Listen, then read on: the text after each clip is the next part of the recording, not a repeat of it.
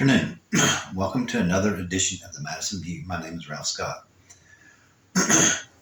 And just in case this is your first time of ever looking at one of my videos, to understand who I am and why I'm doing what I'm doing, when you're looking at my video up at the top, there's going to be a pink T up there. Touch that T and it'll show all the videos that I've done in the past. And I highly recommend you watch the first video I've done. It explains the reason why I'm doing what it is I'm doing.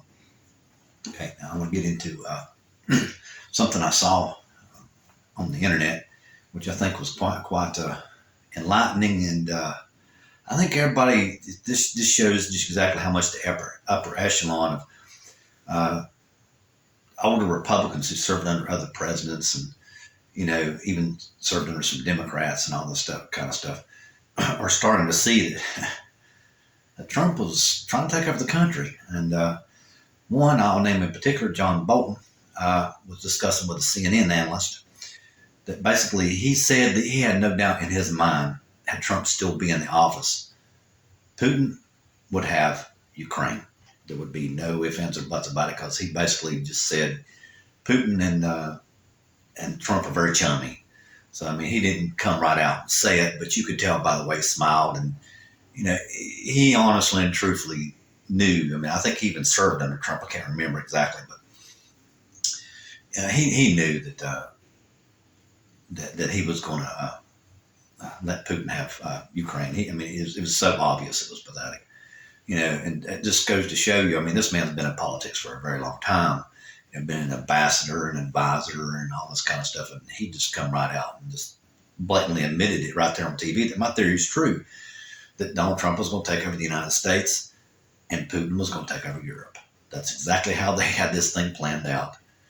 And when you get somebody that high up and has been in politics that long, like I said, basically admit it, that makes me actually have a little bit of hope, that there will be criminal charges brought against Trump and Kelly and all of his crew.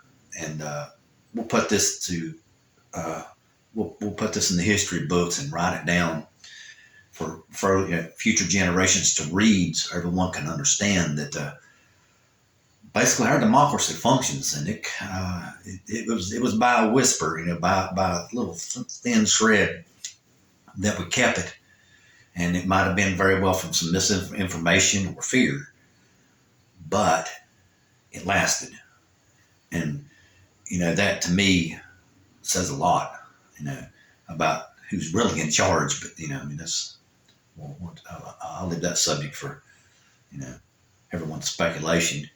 And the other thing I would like to talk about is reading more into the Federalist Papers, 11 through 20, and basically they're just it's basically Hamilton and Madison, but Hamilton was getting in detail about the whole entire taxes and revenue and all that stuff about coming together, how everything would work better because we could enforce our taxation, on our trade and everything, and make sure that we got the revenue we deserve and nobody wasn't smuggling stuff out of the country illegally, that kind of thing. Because we need to pay down the revolutionary debt. It just needed to get done. And Madison also chimed in quite a few with him, but there was one in particular where he was Madison, of course, talking about the construct of a constitution due to territory. He went into a little bit more detail about how everything would work in the Constitution. And basically what it comes down to is he was comparing what we call a true democracy versus a representative democracy, which is kind of what we got. In my opinion, it's a combination of the two.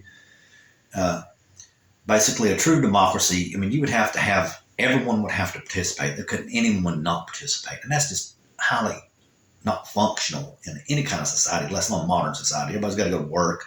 Somebody got to pick up the kids. Some kids going to get sick.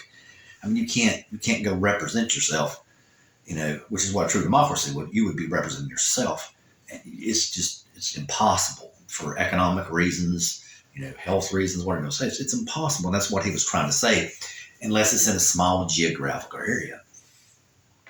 And then that's where they brung out the fallacy of a confederacy. Madison and Hamilton both, and Madison himself, the fallacy of a confederacy, which is basically what the Republicans want to do now, the more radical right wing, of course, is that each state, even though they would be in a somewhat of a loose union with each other, would have a standing army, and basically we'll just put it in political perspective as appears today. You would have the right and the left wing have governments with armies. There would be no need to mingle the ideas together to get things done. So they would always battle for supremacy when it come up here to the top to get something done instead of voting, and mingling, in a political scenario. They would fight. That's basically what Madison and Hamilton went and showed throughout history. That's what happened. That's the reason why confederacies always failed, because they got in war with each other, because they didn't have a formal government that had more power than what was present at the time. And by having a more powerful federal government, it took the need away for the conflict, because what happened is that by weakening the states, and everybody goes, oh yeah, they weakened the states. By weakening the states, you took away the standing army.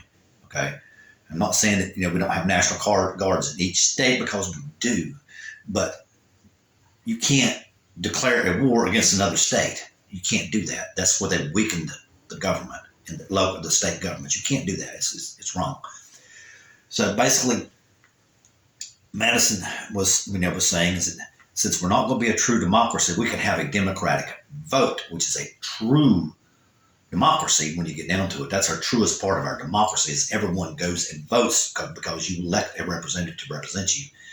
And that's the reason why we are considered democracy, because technically, in my opinion, we are, because we do represent ourselves when we go to the poll and vote for someone. It's just that we elect someone to go to actually do the representation in front of panels and laws and all this kind of stuff, because we don't have the actual time to do it.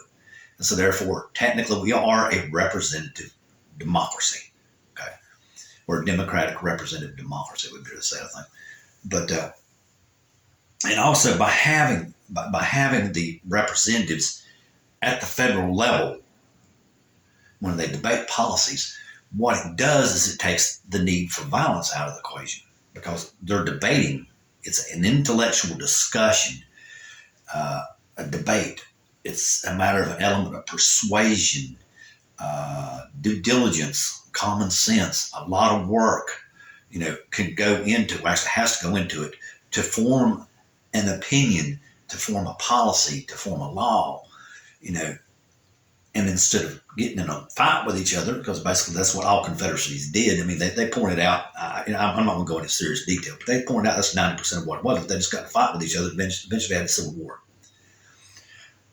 But by having the debate on political and civil issues at the higher level, and it be just a debate, it's going to, it made sure that our country would last. We wouldn't be subject to civil war, and therefore our society would advance at a much better pace, because we chose political discourse instead of military conflict, which is basically what Madison and Hamilton said is what's going to save us, and it's what's going to build us in the future.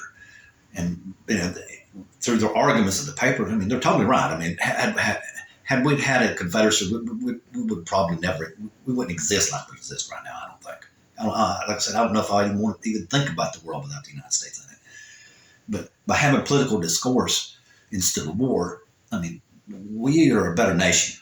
So don't let anybody fool you about, we need to succeed from the Union because our state knows better than the other. No, you don't.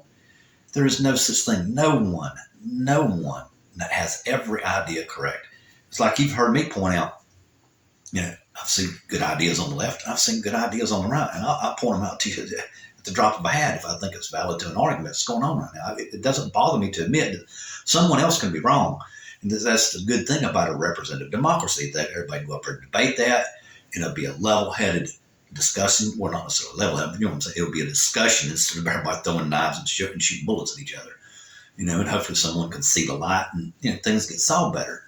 And the war of words is worth more to society and to civility than anyone could even imagine. I mean, like I said, it's what's kept us around for as long as what we have. It's the words, not bullets, that protect humanity and humans' rights. It's just that simple. And I really don't think it's very complicated. And anybody tries to say it, anybody tries to say that it should be different, in my opinion, is just flat wrong. They have not reviewed their history. They have not reviewed humanity's history. You know, ever how you want to say it. I mean, Madison and Hamilton went in great detail about how these confederacies failed. I mean, they failed miserably. And like I said, generally in the Civil War, you know, the country ends up falling apart anyway.